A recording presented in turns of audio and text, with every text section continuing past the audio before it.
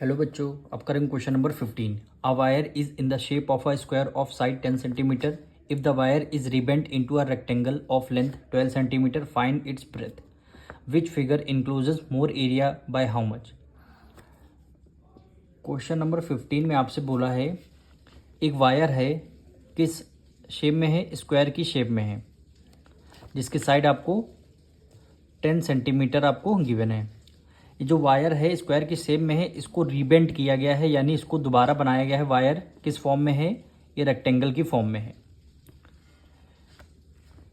कह रहा है if the wire is rebent into a rectangle, यानी रेक्टेंगल की फॉर्म में स्क्वायर से रेक्टेंगल बनाया गया है। लेंथ कितनी? 12 सेंटीमीटर। तो ये 12 सेंटीमीटर क्या हो गई? आपकी लेंथ हो गई। तो इसकी ब्रेथ आपको फाइंड करनी है। फिर कह रहा है दोनों के एरिया कितना ज़्यादा है, यानी कौन सा एरिया, दोनों में के एरिया कौन सा ज़्यादा है, ये आपको बताया गया है।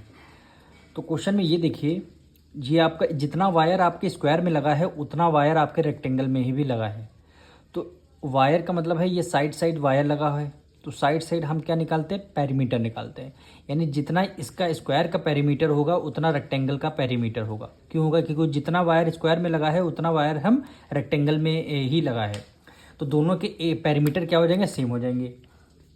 तो यहाँ पे लिखेंगे perimeter of square. Perimeter of square is equal हो जाएगा किसके?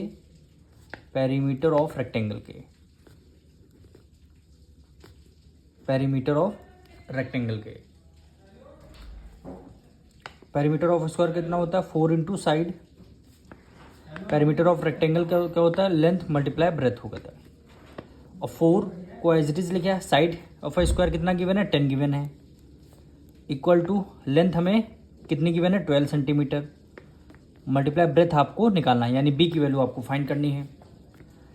तो 4 टेंजा क्या हो जाएगा? 40। 4 टेंजा 40 हो जाएगा। सॉरी, यहाँ पे क्या है? Perimeter of rectangle. यहाँ पे क्या होगा? 2l प्लस बी हो जाएगा। सॉरी, ब्रैकेट में 2l प्लस बी। ठीक है। 2 लेंथ आपको कितना गिवन है? 12 गिवन है। प्लस ब्रेथ आपको निकालनी है। ब्रेथ आपको निकालनी है। अब आप क्या करेंगे? 2 की मल्टीप्लाई 12 से कर देंगे। 2 की मल्टीप्लाई बी से कर देंगे, यानी 12 2 ज़ा 24 प्लस 2 की मल्टीप्लाई बी से करेंगे, कितना हो गया? 2b आ जाएगा।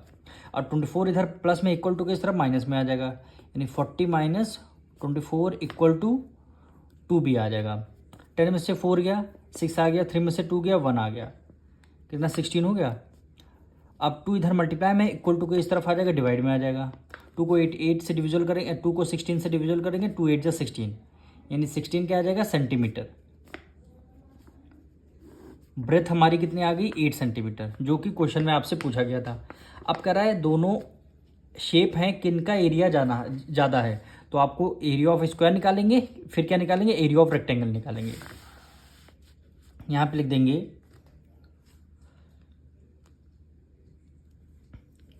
Area of square side square, यानी साइड का स्क्वायर, यानी साइड मल्टीप्लाई साइड कर लीजिए, चाहे स्क्वायर कर लीजिए। यानी साइड का हमारी स्क्वायर की कितनी गिवन है? 10 सेंटीमीटर। तो हमने क्या किया? 10 लिखा और इसका हमने स्क्वायर कर दिया। 10 की मल्टीप्लाई 10 से करेंगे तो क्या आ जाएगा? 100 आ जाएगा। यानी इस स्क्वायर का एरिया कितना आया है? Centimetre square. 100 सेंटीमीटर स्क्वायर आया है। अब हमें किसका एरिया निकालना है? रेक्टेंगल का। Area of rectangle,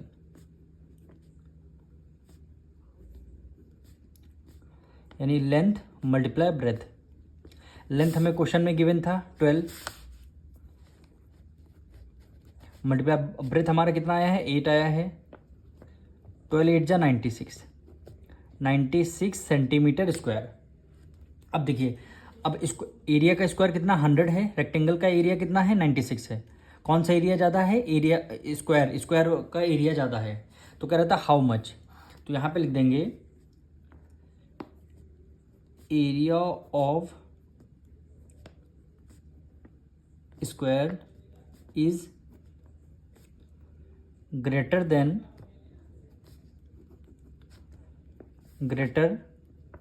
then rectangle. By का मतलब है यानी एरिया ऑफ ए स्क्वायर ज़्यादा है, कितना ज़्यादा है, 100 में से 96 माइनस कर देंगे, 4 आ जाएगा, तो 4 सेंटीमीटर स्क्वायर इतना ज़्यादा है। तो ये लाइन आपको लास्ट में लिखना बहुत ही ज़रूरी है। अब मिलेंगे नेक्स्ट वीडियो में।